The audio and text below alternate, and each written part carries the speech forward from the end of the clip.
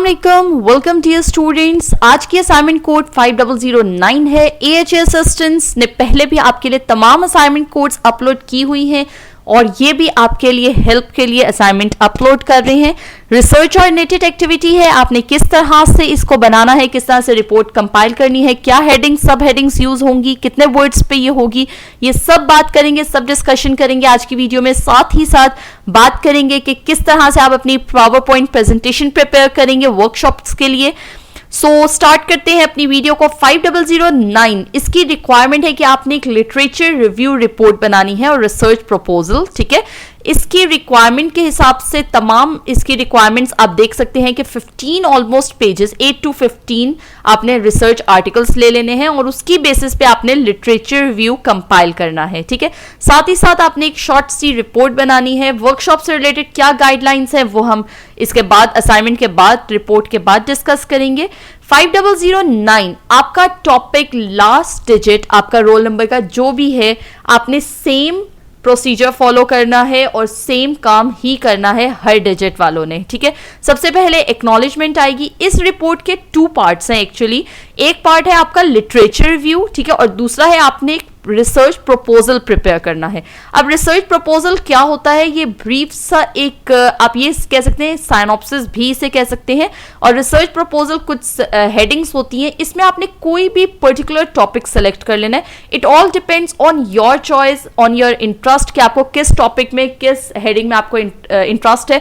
इस असाइनमेंट में आपको किसी किस्म की कोई लिमिटेशंस नहीं दी गई, आप कोई भी टॉपिक सेलेक्ट कर सकते हैं। कोशिश करें अपनी मैनेजमेंट और बिजनेस से रिलेटेड, बिजनेस एडमिनिस्ट्रेशन का ये कोड है तो इसी से रिलेटेड कोई आप टॉपिक सेलेक्ट करें। जिस तरह मैंने इस असाइनमेंट कोड को सॉल्व करने के लिए टॉपिक सेलेक्ट किया है, effect of motivation on employees performance at MCB limited. मैंने ऑर्गेनाइजेशन MCB सेलेक्ट किया है। आप कोई भी टॉपिक, कोई भी ऑर्गेनाइजेशन सेलेक्ट कर सकते हैं। उसका आप इंट्रोडक्शन देंगे, इंट्रोडक्शन के बाद आप मूव करेंगे बैकग्राउंड ऑफ स्टडी पे। ये सब हेडिंग्स बहुत ज्यादा इंपॉर्टेंट है, कोई सब हेडिंग को मिस नहीं करना। आपने बैकग्राउंड ऑफ स्टडी में आपने लिखना है कि why you have selected this topic और क्या इसका बैकग्राउंड है।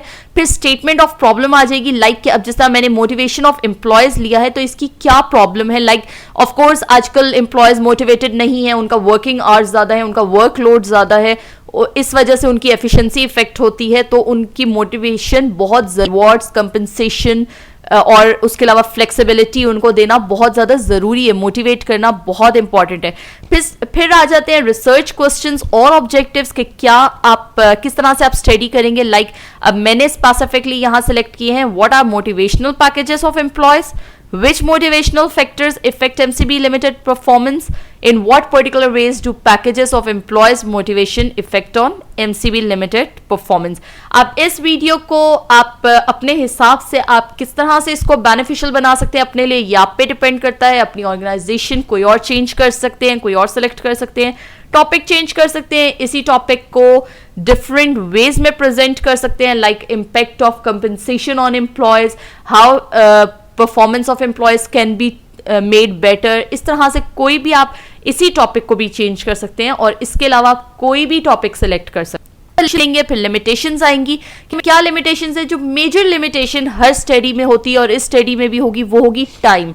टाइम बहुत ही ज़्यादा शॉर्ट है और इस वजह से बहुत एलोंगेटेड स्टडी आप कंडक्ट नहीं कर सकते, इसलिए time is the major limitation. उसके बाद लिटरेचर रिव्यू देना है। आप जो अपना टॉपिक सेलेक्ट करेंगे उसके हवाले से आप डिफरेंट रिसर्च आर्टिकल्स को इंटरनेट से सर्च करेंगे। गूगल स्कॉलर के थ्रू आप गूगल स्कॉलर के थ्रू आप सर्च कर सकते हैं, आप वहां पर लिख सकते हैं। फॉर एग्जांपल अब जैसा मेरा मोटिवेशन ऑफ एम्प्लॉयज है तो गूगल स्कॉलर पे जाके मोटिवेशन ऑफ एम्प्लॉयज लिखेंगे तो रिसर्च आर्टिकल्स आपके ओपन हो जाते हैं, उनमें से आप इसका लिटरेचर रिव्यू ले सकते हैं।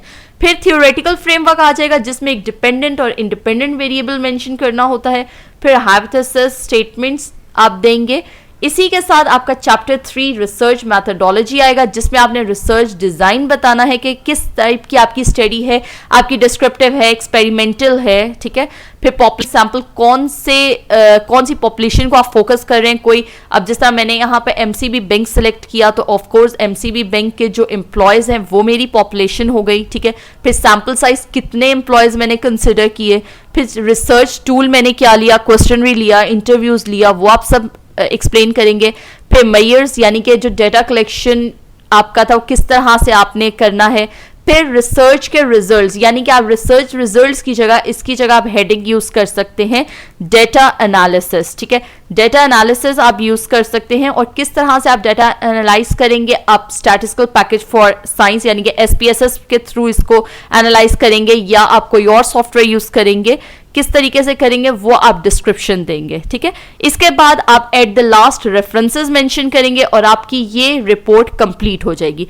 ये आपकी रिपोर्ट एक तरह का साइनॉप्सिस है। साइनॉप्सिस या रिसर्च प्रपोजल क्या होता है कि जो फर्दर लेवल्स पे आपका थीसिस बनता है। बस स्टेप 1 जो होता है जो कंपोज्ड होता है chapter 1 introduction, chapter 2 literature view और चैप्टर 3 रिसर्च मैथडोलॉजी पे वो बेस करता है और वो साइनॉप्सिस अप्रूव किया जाता है तो फिर थीसिस बनाया जाता है। इसी तरह से शॉर्ट सा रिसर्च प्रपोजल है, ये लिटरेचर व्यू रिपोर्ट है आपकी। इसमें आप अगर सिर्फ लिटरेचर व्यू मेंशन करते हैं तो आपको मार्क्स कंप्लीट नहीं मिलेंगे, क्योंकि अगर आप इसका क्वेश्चन देखें, ये देखें आप इसका क्वेश्चन अगर देखें तो इसमें आपको 2 पार्ट्स गिवन है। The objective of assignment 2 is to prepare written literature review report, ठीक है, और उसके बाद डेवलप रिसर्च प्रपोजल। इसके 2 मेन ऑब्जेक्टिव्स है। अगर आप सिर्फ लिटरेचर व्यू मेंशन कर देते हैं तो आपकी ये असाइनमेंट की रिपोर्ट की जो है रिक्वायरमेंट्स वो फुलफिल नहीं होती। होप सो आपको समझ आ गई होगी और आपके लिए बहुत इजी होगा इंशाल्लाह। मुझे कमेंट करके जरूर बताइएगा कि क्या ये वीडियो आपके लिए हेल्पफुल साबित हुई या नहीं हुई। बाकी जहां तक बात है वर्कशॉप प्रेजेंटेशन की, सेम हेडिंग सब हेडिंग्स यूज की जाएंगी डिफरेंट स्लाइड्स के साथ, बस आपने की पॉइंट्स मेंशन करने हैं instead of paragraphs. Thank you for watching my video, stay tuned, Allah Hafiz.